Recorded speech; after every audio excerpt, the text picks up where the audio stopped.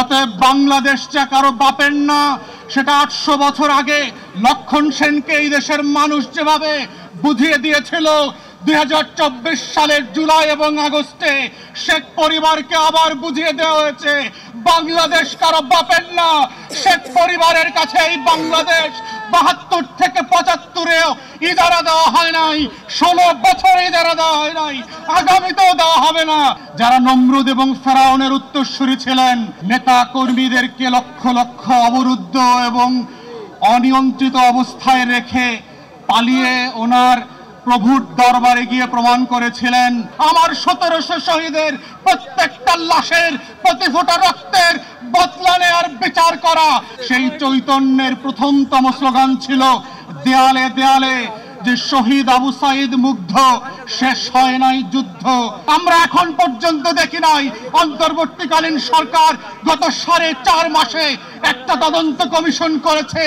আমরা গত 4 মাসে দেখলাম না পিলখানা গণহত্যার জন্য যারা আমরা রাস্তায় রাস্তায় মিছিল করেছি গত বছরগুলোতে, তাদের বিচারের জন্য একটা তদন্ত কমিশন হয়েছে। এর প্রত্যেকটা পরতে পরতে বাস্তবায়নের দায়িত্ব আপনাদেরকে নিতে হবে, না হলে ফ্রেঞ্চ রেভলিউশন থেকে, রুশ বিপ্লবের ইতিহাস থেকে শিক্ষা নেবেন আপনারা এবং আমরা। গিলোটিনের নিচে আছি, বিচার করবেন, না হলে আমরাই বিচারের মুখোমুখি হব। বেগম লক্ষণ সেন 2024 সালে পিছনের দরজা দিয়ে 800 বছরের ব্যবধানে আমরা নতুন করে আরেকজন লক্ষণ সেন পেয়েছিলাম, এবং যেই লক্ষণ সেনের উত্তরসূরি হচ্ছে সেই দিল্লির প্রজাতন্ত্রের যারা শাসক ব্যবস্থা কায়েম করেছিলেন, যারা নমরুদ এবং ফেরাউনের উত্তরসূরি ছিলেন, যারা কারবালার ময়দানে মুসলিমদেরকে হত্যা করে পৃথিবীর ইতিহাসে ঘৃণিত জঘন্যতম নামে পরিচিত হয়েছিলেন। সেই লক্ষণ সেনের মধ্য দিয়ে বাংলাদেশের ইতিহাসের নতুন করে গণপ্রজাতন্ত্র গড়বার যে আকাঙ্ক্ষা, যে 71 সালে আমার লড়াইটা ছিল, যে লড়াইটা বাস্তবায়িত হয় নাই, সেই অবাস্তবায়িত লড়াইয়ের মধ্য দিয়ে আমাদের শত শত তরুণ যুবক, রিক্সাওয়ালা, কাজের লোক, বুয়া থেকে শুরু করে শিশু পর্যন্ত শহীদ হয়ে নতুন বাংলাদেশ গড়বার যেই চৈতন্যকে জাগরণ করে দিয়ে গেছে, সেই চৈতন্যের প্রথমতম স্লোগান ছিল দেয়ালে দেয়ালে যে শহীদ আবু সাইদ মুগ্ধ, শেষ হয় নাই যুদ্ধ। লাখো শহীদের রক্তে গড়া দেশটা কারো বাপের না।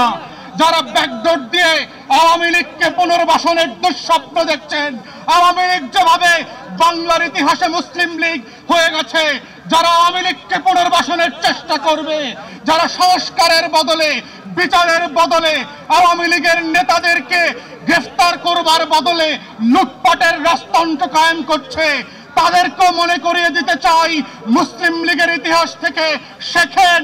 আওয়ামী লীগ মুসলিম লীগের ইতিহাস থেকে শেখে নাই বলে 60-এর দশক আবার 24-এ এসে হাজির হয়েছে। তাই গণ অভ্যুত্থানের স্পিরিট হচ্ছে বাংলাদেশ বদলে দেবার বন্দোবস্ত। গণ অভ্যুত্থানের স্পিরিট হচ্ছে নতুন করে বাংলাদেশকে ফ্যাসিবাদ মুক্ত বাংলাদেশ গড়বার প্রত্যয় তৈরি করা। গণ অভ্যুত্থানের স্পিরিট হচ্ছে সংস্কার এবং পরিবর্তন। গণ অভ্যুত্থানের স্পিরিট হচ্ছে গণতদন্ত কমিশন করে আমার 1700 শহীদের প্রত্যেকটা লাশের প্রতি ফোঁটা রক্তের বদলা নেয়ার বিচার করা। গণ অভ্যুত্থানের স্পিরিট হচ্ছে 25,000 প্রতিবন্ধী এবং আহত মানুষকে বাংলাদেশের উত্তর প্রজন্মের কাছে পরিচিত করিয়ে দেওয়া। গণতদন্ত কমিশনের মধ্য দিয়ে গণ অভ্যুত্থানের স্পিরিটকে বাস্তবায়ন করবার জন্য আমরা এখন পর্যন্ত দেখি নাই অন্তর্বর্তীকালীন সরকার গত 4.5 মাসে একটা তদন্ত কমিশন করেছে। আমরা গত 4 মাসে দেখলাম না পিলখানা গণহত্যার জন্য যারা আমরা রাস্তায় রাস্তায় মিছিল করেছি গত বছরগুলোতে, তাদের বিচারের জন্য একটা তদন্ত কমিশন হয়েছে। আমরা এখন পর্যন্ত দেখলাম না গত 4.5 মাসে এই বিচার ব্যবস্থাকে ঢেলে সাজানোর জন্য ন্যূনতম আয়োজন করা হয়েছে। অন্তর্বর্তীকালীন সরকারের উপদেষ্টা আছেন, আমরা মনে করিয়ে দিতে চাই রাজপথের লড়াইকে ভুলে যাবেন না। রক্ত রক্তের বদলাতের রক্তের যে বিচারের দাবি এসছে সেগুলোকে ভুলে যাবেন না। আমলাতন্ত্রের ফাঁদে পড়বেন না। রাজনৈতিক দলের বাটপারি আর নির্বাচনের যে গণদাবি আসছে এগুলোর মধ্য দিয়ে যেন বিচারের দাবিগুলো হারিয়ে না যায়। তাই আমরা আশা করছি বাংলাদেশের ইতিহাস বদলে দেবার যে লড়াই 24-এ হয়েছে এর প্রত্যেকটা পরতে পরতে বাস্তবায়নের দায়িত্ব আপনাদেরকে নিতে হবে। না হলে ফ্রেঞ্চ রেভলিউশন থেকে রুশ বিপ্লবের ইতিহাস থেকে শিক্ষা নেবেন। আপনারা এবং আমরা গিলোটিনের নিচে আছি, বিচার করবেন, না হলে আমরা এই বিচারের মুখোমুখি হব। এই বাস্তবতা ভুলে না গিয়ে বাংলাদেশে নতুন বাংলাদেশ গড়বার যে লড়াই, সেই লড়াইতে আপনারা লড়াইয়ের মতো করে সামিল হবেন সেই আহ্বান জানিয়ে আমার বক্তব্য এখানেই শেষ করছি।